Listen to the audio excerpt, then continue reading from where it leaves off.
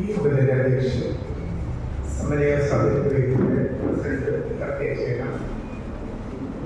ഈ ചടങ്ങ് ഉദ്ഘാടനം ചെയ്യുകയും പുസ്തക പ്രകാശന ചടങ്ങിനെയും ഉദ്ഘാടനം നിർവഹിച്ച പ്രശസ്ത സാഹിത്യകാരൻ 2024 വയലാർ അവാർഡ് കാട്ടൂർ കടവ് എന്ന നോവലിന്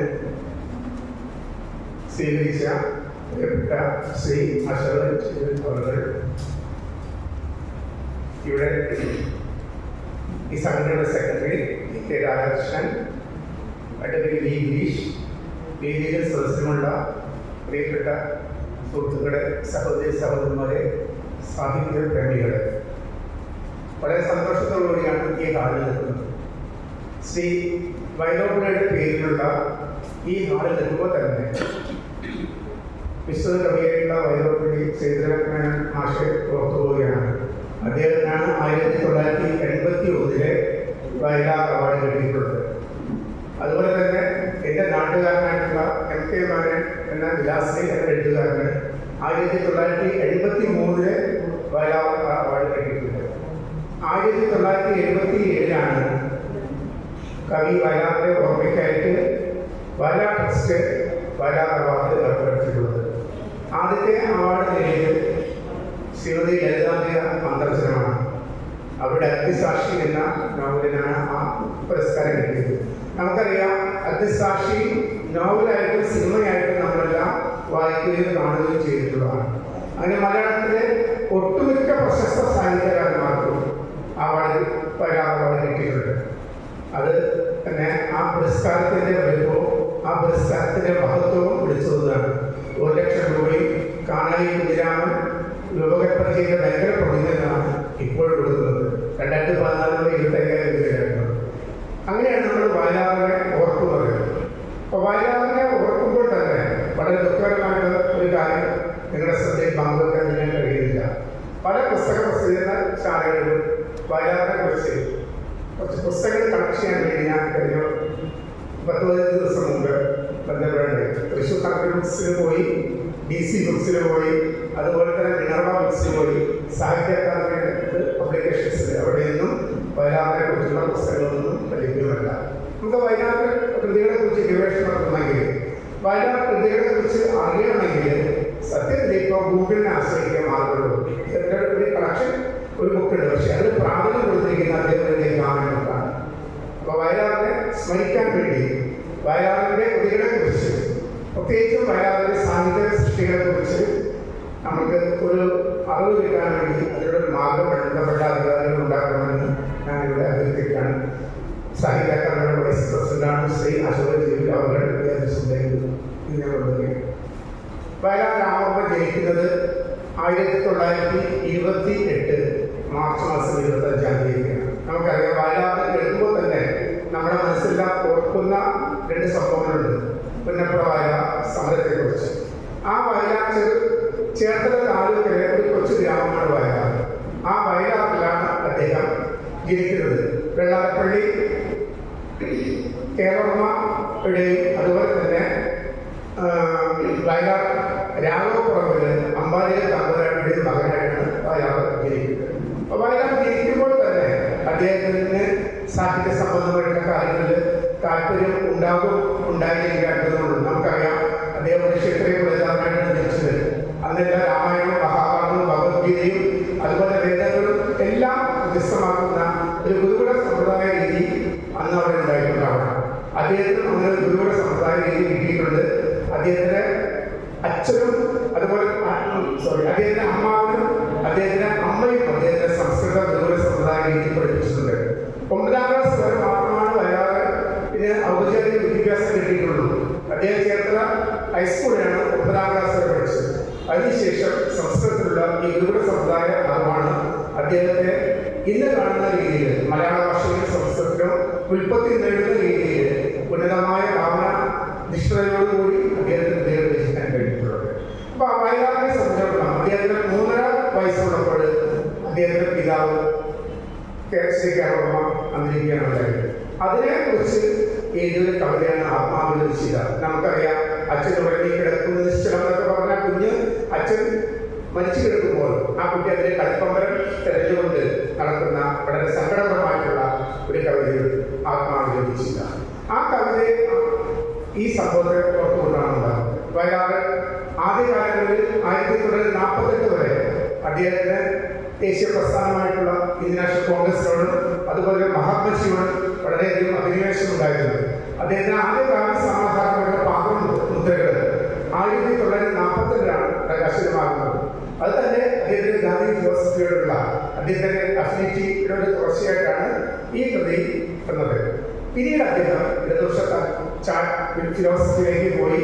അദ്ദേഹം ഇടതുപക്ഷ പ്രസ്ഥാനങ്ങളുമായിട്ടും അന്നത്തെ പുരോഗമന സാംസ്കാരിക പ്രസ്ഥാനങ്ങളുമായിട്ടും വളരെയധികം ഇടപെടലോടുകൂടി അദ്ദേഹം പ്രവർത്തിച്ചു വരികയാണ് ഉണ്ടായത്.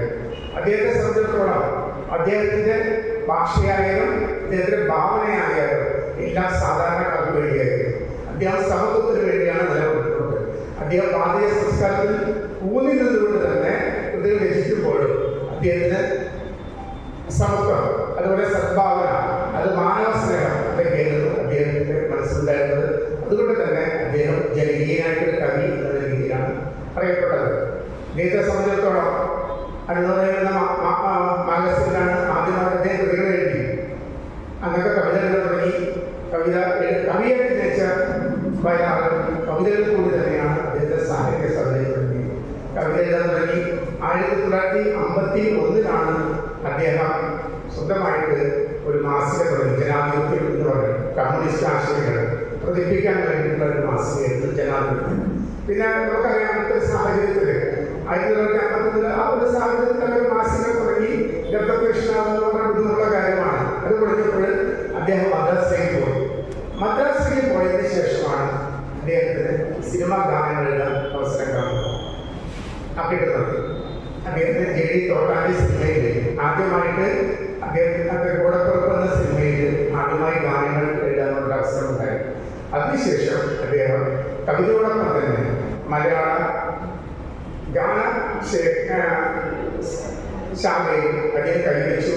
അദ്ദേഹത്തിന്റെ ഗാനങ്ങളെല്ലാം അതിപ്രസക്തമാണ്. 1300ഓളം ഗാനങ്ങൾ വിവിധ സിനിമകൾക്ക് വേണ്ടി 254 സിനിമകൾക്ക് വേണ്ടി അദ്ദേഹം എഴുതിയിട്ടുണ്ട്. അതുകൂടാതെ നാടകഗാനങ്ങൾ എഴുതിയിട്ടുണ്ട്. അതുകൂടാതെ ആത്മകൾക്ക് വേണ്ടി ഗാനങ്ങൾ എഴുതിയിട്ടുണ്ട്. 54 ഗാനങ്ങൾക്ക് ഈണം നൽകിയത് ദേവരാജ മാസ്റ്ററാണ്. അപ്പോൾ വയലാർ ദേവരാജൻ കൂട്ടുകെട്ട് അന്ന് മലയാള സിനിമാ സാഹിത്യത്തിൽ വളരെ എസ്റ്റാബ്ലിഷ്ഡ് ആൻഡ് ഫേമസ് ആയിരുന്നു. പിന്നീട് അദ്ദേഹം 100 ഗാനങ്ങൾ ശ്രീ MS ബാബുരാജ് ചെയ്തിട്ടുണ്ട്. അപ്പൊ നമുക്കെല്ലാം, അതായത് ആ കാലങ്ങളിൽ 75 വരെ അദ്ദേഹം മരിക്കുന്നത് 1975 ഒക്ടോബർ മാസം 27-ാം തീയതിയാണ്. കഴിഞ്ഞ ഒക്ടോബർ 27-ാം തീയതി അദ്ദേഹം അന്തരിച്ചിട്ട് 50 വർഷം കഴിഞ്ഞു. അതുകൊണ്ടാണ് ഈ അവസരത്തിൽ അദ്ദേഹത്തെ അനുസ്മരിക്കണമെന്ന് സമന്വയ സാഹിത്യവേദി തീരുമാനിച്ചത്. ഈ 50 വർഷത്തിനുള്ളിൽ അദ്ദേഹം മരിച്ച് 50 വർഷം കഴിഞ്ഞു. അദ്ദേഹത്തിന്റെ ഗാനങ്ങൾ കേൾക്കാത്ത ഒരു ദിവസം പോലും നമുക്ക് ഉണ്ടായിട്ടില്ല. അന്ന് ദൂരദർശനില്ല. അദ്ദേഹം ജീവിച്ചിരുന്ന കാലത്ത് ദൂരദർശനില്ല. അന്ന് ജീവിച്ചിരുന്ന കാലത്ത് ആകാശവാണി റേഡിയോ മാത്രമേ ഉള്ളൂ. നമ്മുടെ കേരളത്തിൽ ദൂരദർശൻ വരുന്നത് അദ്ദേഹം മരിച്ച് 10 വർഷം കഴിഞ്ഞിട്ടാണ്. 1985 ജനുവരി 1-ാം തീയതിയാണ് തിരുവനന്തപുരത്തുള്ള ടാഗോർ സെക്രട്ടറി ഹാളിൽ വെച്ചിട്ട് അന്നത്തെ മുഖ്യമന്ത്രിയായിട്ടുള്ള ശ്രീ കരുണാകരൻ ദൂരദർശൻ ഔപചാരികമായി ഉദ്ഘാടനം ചെയ്യുകയാണ്. അപ്പോൾ വയലാർ രാമവർമ്മയ്ക്ക് അദ്ദേഹത്തിന്റെ ഗാനരേഖകൾ TV-യിൽ കാണാനുള്ള ഭാഗ്യം ഉണ്ടായിരുന്നു. ഒരു വീഡിയോയിൽ കാണാനുള്ള ഭാഗ്യം അദ്ദേഹത്തിനുണ്ടായിരുന്നു. ആ കാലഘട്ടത്തിൽ TV-ഇല്ല, വീഡിയോ ഇല്ല, അതുപോലുള്ള കാര്യങ്ങളൊന്നുമില്ല. എന്നിട്ട് പോലും നമ്മൾ പാടിപ്പതിഞ്ഞ ഗാനങ്ങൾ, മനുഷ്യ മനസ്സിൽ പാടിപ്പതിഞ്ഞ ഗാനങ്ങൾ നമ്മൾ തലമുറകളായിട്ട് കൈമാറി ഇന്നും വയലാറിന്റെ ഗാനങ്ങളുടെ മധുരിമ നമ്മുടെ നാവിൽ പോകുന്നു. നമുക്കറിയാം, അതിനുശേഷം ഒത്തിരി എഴുത്തുകാർ വന്നിട്ടുണ്ട്. അദ്ദേഹത്തിന്റെ തന്നെ സമകാലികരായിരുന്നു പ്രൊഫസർ പ്രസാദും അതുപോലെ തന്നെ P. ഭാസ്കർ മാഷ്. ആ കാലഘട്ടത്തിൽ ഈ 3 കവികളാണ് ഉണ്ടായിരുന്നത്. ഈ ഭാസ്കർ മാഷ്, വയലാർ രാമവർമ്മ, 3 പേരും മലയാളത്തിലെ എണ്ണം പറഞ്ഞ കവികളായിരുന്നു. അതുപോലെ തന്നെ നല്ല ഗാനരചയിതാക്കളുമായിരുന്നു. വയലാറിന് 1969 മലയാള സിനിമയിൽ ആദ്യമായിട്ട് ഗാനരചനയ്ക്ക് അവാർഡ് ഏർപ്പെടുത്തുന്നത്. 1969 ഈ ഗാനരചനയ്ക്കുള്ള പ്രഥമ അവാർഡ് വയലാർ രാമവർമ്മയ്ക്കായിരുന്നു. 69 അതിനുശേഷം അദ്ദേഹത്തിന് 1972 അദ്ദേഹത്തിന് ദേശീയ തലത്തിൽ ദേശീയ ഇന്ത്യ ഗവൺമെന്റിന്റെ ഏറ്റവും നല്ല ചലച്ചിത്ര ഗാനരചിതാനുള്ള ദേശീയ അവാർഡ് അദ്ദേഹത്തിന് കിട്ടി. അപ്പോൾ 69 സ്റ്റേറ്റ് അവാർഡ് കിട്ടി, 72 ദേശീയ അവാർഡ് കിട്ടി. ആ വർഷം തന്നെ സംസ്ഥാന അവാർഡ് അദ്ദേഹത്തിന് കിട്ടിയത് 72. 74 വീണ്ടും അദ്ദേഹത്തിന് സംസ്ഥാന അവാർഡ് കിട്ടി. 75 അദ്ദേഹത്തിന് 72, 69, 72, 74, 75 വർഷങ്ങളിൽ അദ്ദേഹത്തിന് സംസ്ഥാന അവാർഡ് കിട്ടിയിട്ടുണ്ട്. അപ്പൊ അദ്ദേഹത്തെ സംബന്ധിച്ചിടത്തോളം അദ്ദേഹം ഒരു വിപ്ലവ കവിയായിരുന്നു, ഒരു ജനകീയ കവിയായിരുന്നു. അദ്ദേഹത്തെ സർക്കാർ സംഗീതം എന്ന് പറയുന്ന വളരെ ഫേമസ് ആയിട്ടുള്ള കവിതാ സമാഹാരത്തിനാണ് സാഹിത്യ അക്കാദമിയുടെ 1962 ഏറ്റവും നല്ല കവിതയ്ക്കുള്ള അവാർഡ് കിട്ടി. അദ്ദേഹത്തിന്റെ ബഹുമാനത്തിനാക്കി അദ്ദേഹത്തിന്റെ മുളകാണെങ്കിലും സംഘസംഗീതമാണെങ്കിലും അതുപോലെ ഓരോ കൃതികളും ഒന്നിനോടും മെച്ചമാണ്. നമുക്കറിയാം, അദ്ദേഹം ഐഷ എന്ന ഒരു ഘണ്ടകാലം വേണ്ടിയിട്ട് ഒരു 10 വയസ്സുകാരിൽ ഒരു കുട്ടി പാലുകൊണ്ട് എന്നൊരു ഘണ്ടകാലമാണ് നമ്മുടെ മനസ്സിനെ വല്ലാതെ സ്വാധീനിച്ചിട്ടുള്ള ഒരു ഘണ്ടകാലമാണ്. ആ പെൺകുട്ടിയുടെ അന്നത്തെ സാഹചര്യം, അന്നത്തെ സാമൂഹിക അവസ്ഥയെക്കുറിച്ച് പറയുന്നത് ഐഷയുടെ വാപ്പ അഗ്രമാവിലെ കശാപ്പുകാരനായിരുന്നു, ഇറച്ചി വെട്ടിയിരിക്കുന്നതായിരുന്നു ജോലി. അപ്പൊ അയാളെന്ന് പറഞ്ഞ രണ്ടാമത്തെ കുട്ടിയെ വഴി കത്തിക്കൊണ്ട് അളക്കുന്ന ഇതിനെ കടയിൽ കെട്ടി തൂക്കും എന്ന് പറയുന്നത് ഈ കുട്ടിയെ ഭീഷണിപ്പെടുത്താറുണ്ട്. ആ കുട്ടി പിന്നീട് കുട്ടികൾ ഒരു ധനികനായിട്ടുള്ള ഒരു മുസ്ലിം കച്ചവടക്കാരൻ ഈ ഐഷയെ കടം വെച്ചുകൊണ്ട് വളരെ ബാല്യങ്ങളുണ്ട്. ഐഷയെ കടം വെച്ചു, ഐഷ ഗർഭിണിയായി. ഐഷയ്ക്ക് മുമ്പുള്ള 5 ബാല്യക്കാരെ ഇയാൾ ഒഴിച്ചിട്ടുണ്ടായിരുന്നു. ഈ കുട്ടിയെ ഒഴിച്ചുകൂടി തെരുവിലേക്ക് ഇറക്കി. അങ്ങനെ തെരുവിൽ കിടന്ന് ഐഷ പ്രസവിച്ചു. ഇതിൻ്റെ മറ്റ് സുഹൃത്തുക്കൾ ഈ കുഞ്ഞിനെ കൊന്തക്കാട്ടിലേക്ക് കയറി. പോലീസ് വന്ന് ഐഷയെ പിടികൂടി ഐഷയെ ജയിലിലാക്കി. ജയിലിൽ കിടക്കുമ്പോൾ ഐഷ ഒരു പോലീസുകാരിൽ നിന്ന് വീണ്ടും ഗർഭിണിയായി. ആ ഗർഭിണിയായ ഒരു കുഞ്ഞ് തെരുവിൽ പാട്ട് പാടുന്നവർക്കാണ്. എൻ്റെ ഐഷയുടെ ഉമ്മാൻ്റെ പിള്ളേരാണെന്ന് പെട്ട പാട്ട് പാടുന്നവർക്കാണ്. ആ മകന് ജയിലിൽ നിന്ന് റിലീസായിട്ടുള്ള ഐതുമാരുടെ പ്രത്യേകിച്ച് കുട്ടിയെ ജയിലിൽ പോകുന്നു. ജയിലിൽ നിന്ന് റിലീസായിട്ടുള്ള അബ്ദുമാൻ ഈ കുട്ടികളാണ് ആ കവിത അവരുടെ കവിത ചെയ്യുവാണ്. അപ്പൊ അന്നത്തെ സാമൂഹ്യ അവസ്ഥയാണ് പണമില്ലെങ്കിൽ ജീവിക്കാൻ പറ്റുന്ന കാലഘട്ടമായിരുന്നു. അതിന് ഒരു പറയുന്ന ഒരു ഘണ്ടകാവ്യമാണ്. സർഗസംഗീതം ഭാരതീയ സംസ്കാരത്തെ കുറിച്ച് പറയുന്നതാണ്. മുളങ്കാടുകളെ പ്രകൃതി ഭംഗിയെ കുറിച്ച് പറയുന്നതാണ്. പിന്നെ അദ്ദേഹം താടകയെ കുറിച്ച് അദ്ദേഹം കവിത എഴുതിയിട്ടുണ്ട്. രാവണപുത്രിയെ കുറിച്ച് കവിത എഴുതിയിട്ടുണ്ട്. എനിക്ക് മരണമില്ല എന്നുള്ള കവിത, അശ്വമേധം, നിരവധി കവിതകൾ അദ്ദേഹം എഴുതിയിട്ടുണ്ട്. അദ്ദേഹത്തിന്റെ ഗാനങ്ങളെ കുറിച്ച് പറയേണ്ട കാര്യമില്ല. നമുക്ക് എല്ലാവർക്കും അറിയാവുന്ന 1000 ഗാനങ്ങൾ എല്ലാ ദിവസവും നമ്മൾ ടിവിയിൽ കേൾക്കുന്നു. അപ്പൊ വയലാർ മരിച്ച് 50 വർഷം കഴിഞ്ഞപ്പോൾ മലയാളിയുടെ മനസ്സിൽ നിന്ന് വയലാർ ഒരിക്കലും മാറി പോയിട്ടില്ല. വയലാറിന്റെ ഗാനങ്ങളിൽ കൂടിയും അതിലും ഉത്കൃഷ്ടമായ അദ്ദേഹത്തിന്റെ സാഹിത്യ സൃഷ്ടികളിൽ കൂടിയും നമ്മൾ വയലാറിനെ ഇപ്പോഴും അനുഭവിച്ചറിയുന്നുണ്ട്. അദ്ദേഹം 2 ചെറുകഥകളും എഴുതിയിട്ടുണ്ട്. ഒന്ന് രക്തം കലർന്ന മണ്ണ് എന്നുള്ളതും വിട്ടുനിൽക്കുന്നുള്ള 2 ചെറുകഥ ഇപ്പോഴും അദ്ദേഹം എഴുതിയിട്ടുണ്ട്. അതുകൂടാതെ പുരുഷാന്തരങ്ങളിൽ കൂടി എന്ന് പറഞ്ഞിട്ട് അദ്ദേഹം ഒരു ട്രാവലർ ചെയ്തിട്ടുണ്ട്, യാത്രാ വിവരണം.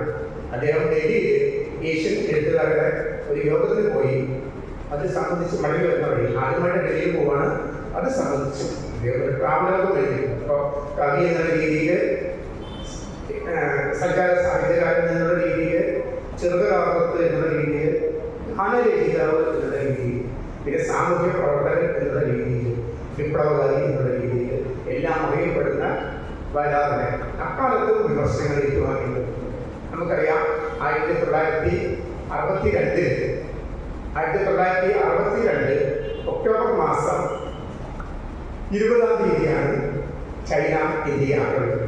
അപ്പൊ ചൈനയിലെ ഇവിടുത്തെ രാഷ്ട്രീയ കാലാവസ്ഥ നമുക്കറിയാം. ചൈനയോട് താല്പര്യമുള്ള ഒരു വിഭാഗം ആളുകൾ വേണ്ടി, സോവിയറ്റ് യൂണിയനോട് താല്പര്യമുള്ള ഒരു വിഭാഗം ആളുകൾ, ചൈനയോട് താല്പര്യമുള്ള ഒരു വിഭാഗം ആളുകൾ ചൈനയെ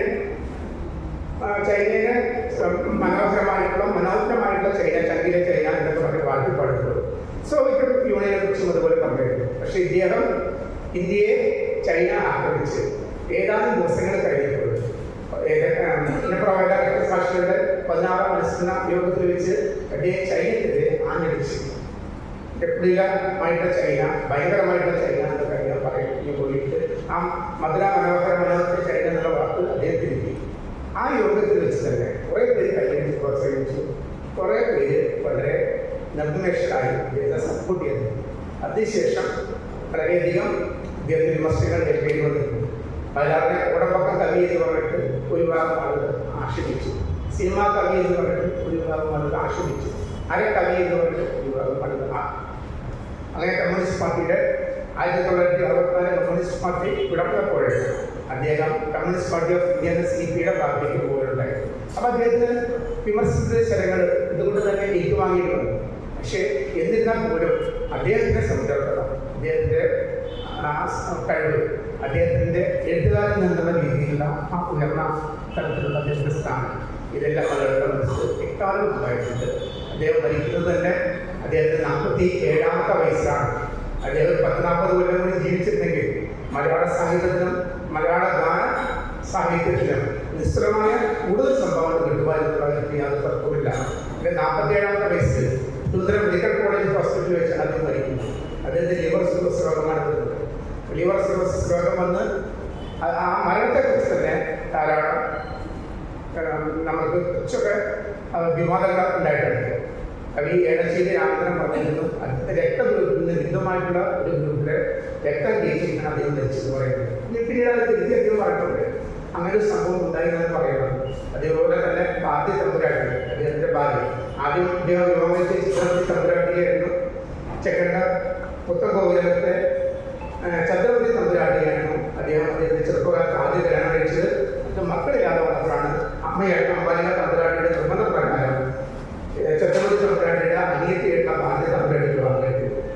ചന്ദ്രപതി തമ്പുരാട്ടി 2018 മരണം പറ്റുന്നത്. അമ്പാലിക തമ്പുരാട്ടിയുടെ നിർബന്ധപ്രകാരം വിവാഹം കഴിച്ച ഭാര്യ തമ്പുരാട്ടി ഇന്ദ്രദർശന്റെ തീരത്ത് എന്ന് പറഞ്ഞപ്പോൾ വരാറാമയുടെ ഉറപ്പുണ്ട്, പുസ്തകത്തിലുണ്ട്. ആ പുസ്തകം വിവാഹമായിട്ടുണ്ട്. അപ്പോൾ ജീവിച്ചിരിക്കെ തന്നെ അദ്ദേഹം വിവാഹ നായകനായി, മരിച്ചപ്പോഴും അദ്ദേഹം വിവാഹ നായകനായി. മലയാളികളുടെ മനസ്സിൽ രക്തപ്രതിഷ്ഠ നേടിയ കവിയും ഗാനരചയിതാവും സർവോപരി മനുഷ്യസ്നേഹിയും അതുപോലെ തന്നെ സമത്വത്തിന് വേണ്ടി, സൗന്ദര്യത്തിന് വേണ്ടി, സത്യത്തിന് വേണ്ടി നിലകൊണ്ട എൻ്റെ കവിതകളിൽ കൂടി സമത്വവും സ്വാതന്ത്ര്യവും സത്യത്തിന് വേണ്ടിയൊക്കെ എഴുതിയിട്ടുള്ള ധീരനായിട്ടുള്ള ഒരു പോരാളിയായിട്ടുള്ള കവിയായിരുന്നു. അദ്ദേഹത്തെ സ്മരിക്കാൻ വേണ്ടി ഇങ്ങനെ അവസരം നൽകിയത് ശ്രീരാമകൃഷ്ണനോട് സമയയുടെ മറ്റു ഭാഗങ്ങളോട് എൻ്റെ ഈ ചെറിയ പ്രഭാഷണത്തിൽ ശ്രദ്ധയോടെ കേട്ടിരുന്ന സദസ്യരായ ഞങ്ങൾ എല്ലാവരോടും കൂടി നന്ദി പറഞ്ഞുകൊണ്ട് ഞാനിത് ചുരുക്കുന്നു. ജയ് സമയം.